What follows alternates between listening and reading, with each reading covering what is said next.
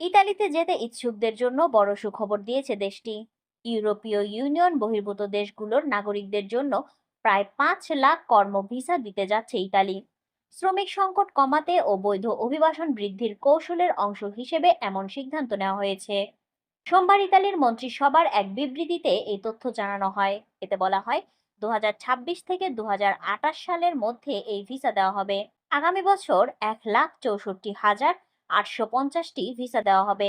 এরপর 2028 সাল পর্যন্ত ধাপে ধাপে মোট 4,97,550 জনকে বৈধ পথে কর্ম ভিসা নিয়ে ইতালিতে প্রবেশের অনুমতি দেওয়া হবে। বিবৃতিতে আরো বলা হয়, শ্রম ও শিল্প খাতের প্রতিনিধিদের চাহিদা বিবেচনায় নিয়ে এবং গত কয়েক বছরে জমা পড়া প্রকৃত কর্ম ভিসার আবেদন যাচাইয়ের ভিত্তিতে কোঠা নির্ধারণ করা হয়েছে, যাতে ব্যবসার প্রয়োজন মেটানো যায় এবং কার্যক্রমটি বাস্তবসম্মত হয়।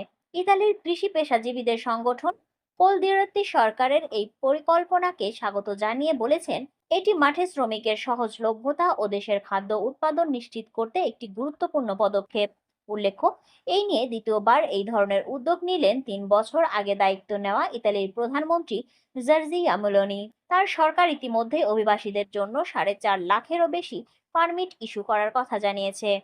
2023 সাল থেকে শুরু করে 2025 সাল পর্যন্ত এ সকল পারমিট দেওয়া হচ্ছে। নতুন শ্রমিক নেওয়ার পাশাপাশি মেলোনি অবৈধ অভিবাসনের বিরুদ্ধেও কঠোর অবস্থান নিয়েছে। পুনর্বাসন প্রক্রিয়া দ্রুত করা ও ভূমধ্য সাগরে অভিবাসীদের উদ্ধারকারী দাতব্য সংস্থাগুলোর কার্যক্রম সীমিত করার পদক্ষেপ গ্রহণ করেছেন তিনি।